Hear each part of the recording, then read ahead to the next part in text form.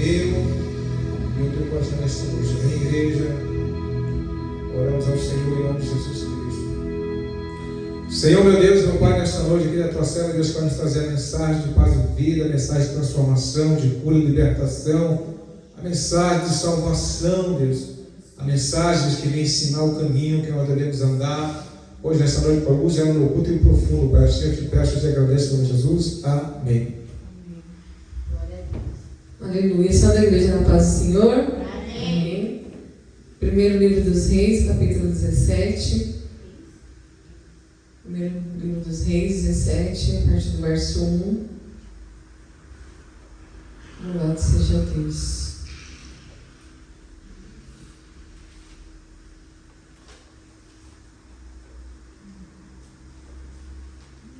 Depois Samuel.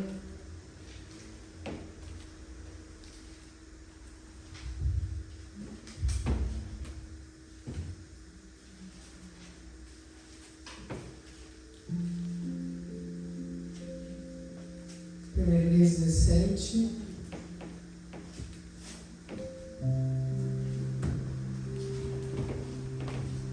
Todos acharam? Que diz assim: Então Elias, o tisbita, dos moradores de Gileade, disse a Acabe: Vive o Senhor Deus de Israel, perante cuja face estou, que nestes anos nem orvalho, nem chuva haverá, senão segundo a minha palavra. Depois veio a ele a palavra do Senhor, dizendo: Retira-te daqui e vai para o oriente, e esconde-te junto ao ribeiro de Querite, que está diante do Jordão. E há de ser que beberás do ribeiro, e eu tenho ordenado aos corvos que ali te sustentem. Foi, pois, e fez conforme a palavra do Senhor, porque foi e habitou junto ao ribeiro de Querite, que está diante do Jordão. E os corvos lhe traziam pão e carne pela manhã, como também pão e carne à noite, e bebia do ribeiro. E sucedeu que, passados dias, o ribeiro se secou, porque não tinha havido chuva na terra. Amém? Glória a Deus, né? Louvado seja Deus, irmãos, nessa noite, por essa palavra, por nós estarmos aqui para nos alimentar da palavra do Senhor. Eu estive meditando sobre essa palavra pela manhã, e o tema dessa mensagem eu quero colocar como dependência em Deus. E é isso que acontece, irmãos, quando nós buscamos o caminho da obediência. A obediência, ela sempre vai vir acompanhada da dependência em Deus. Porque todo aquele que obedece se torna dependente daquele que se propôs a obedecer. E no cenário do profeta Elias, nós vemos Israel completamente corrompido. A nação de Israel, eles estavam tão corrompidos, tão contaminados, que até mesmo a colheita que eles iam colher, né, que eles recebiam daquele ano, eles já estavam atribuindo a Baal, ao Deus Baal. Eles não estavam mais atribuindo as bênçãos ao Deus de Israel, ao Deus vivo. Então eles estavam com o coração tão contaminado com a idolatria, com a imoralidade, com o pecado, que até mesmo a colheita eles estavam atribuindo ao Deus Baal. E eles estavam sob o reinado de Acabe e de Jezabel. Só que Elias não havia se contaminado. Era um homem que, temente a Deus, que temia a Deus de uma tal maneira que ele decidiu não entrar na onda do povo. Ele decidiu, irmãos, ter uma mentalidade. O pastor falou aqui de mentalidade, né, na abertura do culto. Ele decidiu ter uma mentalidade diferente dos outros. Por isso que Deus usou ele com poder. Então, como o povo estava começando a atribuir a colheita a outros deuses, então ele, cheio de autoridade do poder de Deus, ele declara: segundo a minha palavra, não vai chover 3 anos e meio. E se não tem chuva, irmãos, não tem colheita. Se não tem chuva, não tem como regar a terra. Pode até colocar a semente, mas a semente não germina, não brota, porque não tem chuva. chuva, precisa da chuva. O homem pode até plantar, mas se Deus não mandar a chuva, não tem colheita. Então ele é cheio do poder de Deus, porque ele não se contamina, ele se separa daquele povo. Existiam 400 profetas de Baal naquela época, e não eram pessoas, irmãos, gentios, não eram de outras nações, não, eram pessoas de Israel, que deveriam estar adorando o Deus de Israel, mas estavam contaminados. E aí a Bíblia diz que ele declara essa palavra: segundo a minha palavra não vai chover. Então a palavra do Senhor vem a ele e manda ele se retirar. Olha só, retira-te daqui. E aqui entra, irmãos, um modo de sobrevivência pela dependência e obediência ao Senhor. Existem momentos nas nossas vidas que Deus precisa fazer algo extraordinário. Mas para que o extraordinário aconteça em nossas vidas, eu preciso me retirar, me separar da multidão, me separar dos demais, para ter um particular com Deus e aqui entrar no modo de dependência e obediência. E foi exatamente isso que Elias fez. E isso é tremendo, irmãos, porque a obediência de Elias fez ele experimentar o sobrenatural. A Bíblia diz que ele se retira, ele faz conforme a palavra do Senhor, ele vai para o Oriente, ele fica junto ao ribeiro do Querite, ele bebe da água do ribeiro, ele fez conforme a palavra do Senhor. E a Bíblia diz que Deus já havia ordenado os corvos.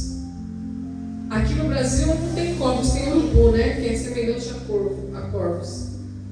E se você olhar para os corvos, irmãos, você vai ver aqui como Deus quis tratar, primeiramente com o profeta, para depois usar ele com autoridade novamente, mais lá na frente, quando a gente persegue a história, aqui no livro dos Reis. E o interessante é que Deus poderia ter pegado qualquer outra ave, uma ave mais delicada, mais limpa, uma ave que tivesse algum canto agradável, que não é o caso dos corvos, porque eles não cantam, eles só têm uns sons assim, uns granidos que fala, né? Eles se alimentam de carcaça, de restos mortais e de lixo.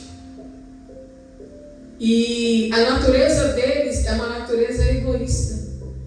Quando você vai estudar a natureza dos corvos ou das aves que são semelhantes a esses, nós vamos ver que eles são tão egoístas em relação ao alimento que até mesmo para alimentar os próprios filhotes eles têm dificuldade, porque eles brigam por causa de alimento. Só que Deus deu uma ordem, a ordem é divina. Eu ordenei aos corvos que ali te sustentem. Agora, irmãos, nós vamos ver que o cenário era um cenário de fome, porque por 3 anos e meio não havia chuva sobre Israel, e se não tem chuva, não tem colheita. Então eles começam a clamar o Deus Baal e nada acontece. Mas nesse tempo, Deus está tratando com o profeta, e ele está dando ordem aos corvos. Como que corvos podem alimentar um homem se eles mesmos têm uma natureza egoísta que não divide alimento nem com seus próprios filhotes? Então imagina aí, irmãos, o cenário: um corvo vindo e trazendo carne e trazendo pão para Elias de manhã e à noite. É o sobrenatural. E a gente só consegue contemplar o sobrenatural, irmãos, quando nós estamos em obediência. Ele obedeceu. Ele fez conforme a palavra do Senhor. Ele entrou em conformidade. Ele se moldou à palavra. Por isso que quando o apóstolo Paulo ele fala assim, olha, que corrompemos com este mundo, não entramos em conformidade com o mundo, não nos amoldemos aos padrões deste mundo, mas que nós sejamos o quê? Transformados pela renovação da nossa mente. Elias não entra em conformidade com a realidade de Israel, uma realidade que o povo estava contaminado pela idolatria e pela imoralidade, mas ele se separa, ele se retira e ele entra em conformidade com a palavra de Deus. E quando eu entro em conformidade com a palavra de Deus, eu sou sustentado por Deus. Deus falou para ele: você vai ficar ali junto ao ribeiro. E os corvos vinham e traziam pão e traziam carne, e ele bebia da água do ribeiro. Os corvos vinham porque os corvos sabiam onde encontrar alimento. Deus sustenta Elias para que Elias pudesse, irmãos, depositar toda a sua energia na vida espiritual. Porque o que ele iria enfrentar lá na frente não seria fácil. Não temos tempo para ler todo o livro, todo o contexto, toda a história. Mas, para que você possa entender, passado esse episódio, quando o ribeiro se seca, Deus vai lá e fala: agora quem vai te sustentar é uma viúva, que só tem um punhado de farinha e um pouquinho de azeite. Esse é o nosso Deus, irmãos. E quando você está nessa dependência, você acha que vai vir de todos os lugares, mas Deus, ele faz vir do lugar improvável. Aleluia. Corvo sustentando um homem já é extraordinário. Agora, mais ali na frente, Deus faz multiplicar. A farinha da panela não se acabará, e o azeite da botija não faltará. Porque alguém entrou em conformidade com a palavra. Você já pensou, irmão, se Elias olha para aquele cenário de fome, sem chuva, de seca extrema? Aí ele olha para a imoralidade do povo, para a idolatria do povo. Aí ele escuta a voz do Senhor. E Deus fala para ele: vai para o Querite, que lá já dei ordem aos povos. Irmãos, se ele não tivesse ali, irmãos, em comunhão, alinhado com Deus verdadeiramente, eu acredito que qualquer um de nós aqui, irmãos, olharia para essa palavra e daria risada e dizer: como assim, Senhor? Corvos vão me alimentar? Poderia ser qualquer ave, mas logo os corvos. Mas por que os corvos? Porque eles sabem onde encontrar alimento, porque eles lutam diariamente pelo alimento, porque são, além de ser aves, irmãos, inteligentes, eles sabiam onde encontrar. Então Deus estava usando a ferramenta certa, algo que a gente muitas vezes duvida do potencial de Deus. E algo que eu quero dizer para o teu coração, para a tua alma nessa noite: nunca duvide do potencial de Deus. Porque Deus, ele sabe onde está o alimento que te sustenta. Deus, ele sabe onde está o recurso que você precisa. Deus, ele sabe onde estão os corvos. E ele sabe onde está, irmãos, a matéria-prima para o recurso que você necessita no dia de hoje. E ele é o mesmo Deus, ele não mudou. Ele continua sendo Deus. Aleluia. Ele fez conforme a palavra do Senhor. Os corvos obedeceram. Passados os dias, o rio se secou por conta da seca. Elias está de pé. Elias está vivo. Elias foi sustentado por Deus. Passou um tempo de solidão, porque é necessário, irmãos, para que o Senhor nos molde verdadeiramente, para que o Senhor nos transforme verdadeiramente, para que passemos pelo tempo da cura e da libertação, como já foi falado aqui nessa noite. Talvez se Elias não tivesse se retirado, ele teria se contaminado. Mas aquele que se retira, aquele que se afasta, aquele que se separa, ele é completamente sustentado por Deus. Aleluia. Deus não deixou faltar o pão e nem a carne, proteína e carboidrato, né? E a água. Olha só como Deus cuida, irmãos. Deus cuida daquele que se posiciona. Israel já ia começar a enfrentar a fome. Nós vimos isso. A viúva de Sarepta. A fome já tinha chegado até em outras nações, porque aqui já é Sidom, é uma região próxima de Israel. Não é dentro de Israel, mas faz fronteira com Israel. Então a fome começa a se espalhar nas regiões. Mas Elias foi sustentado com pão e com carne. Aleluia. Com proteína e com carboidrato. Tudo o que nós precisamos, irmãos. E a água para nos manter de pé. Aleluia. E é isso que Deus ele quer que você entenda nessa noite. Não importa a situação que você esteja enfrentando. Se verdadeiramente você consagrar a sua vida, se você ouvir a voz do Senhor teu Deus e obedecer a sua voz, aleluia, e não fazer conforme a tua vontade, mas conforme a vontade do Senhor, Ele ordena os céus e os céus obedecem, aleluia, para te sustentar. Ele sustentou aquele homem através da vida dos povos e depois através da vida da viúva. E o que acontece após isso? A farinha não acaba, o azeite não falta, conforme a palavra do Senhor que falou pelo ministério de Elias. Mas passaram uns dias, o filho daquela mulher adoece e ela vai ter com o profeta: olha só, que tenho eu contigo, homem de Deus? Vieste tu a mim para trazeres à memória minha iniquidade e matares o meu filho?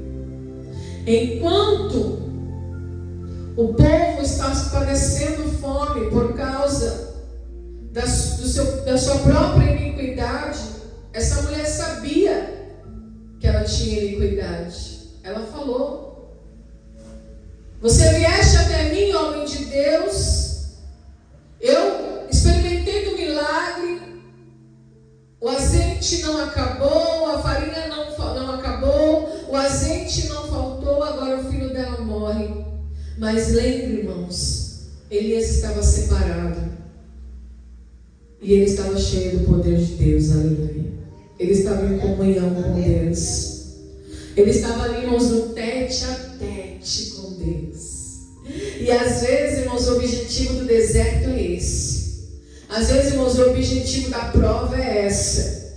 O objetivo, irmãos, da dificuldade é exatamente esse: te colocar no tete a tete, na dependência de Deus. Ele era dependente de Deus.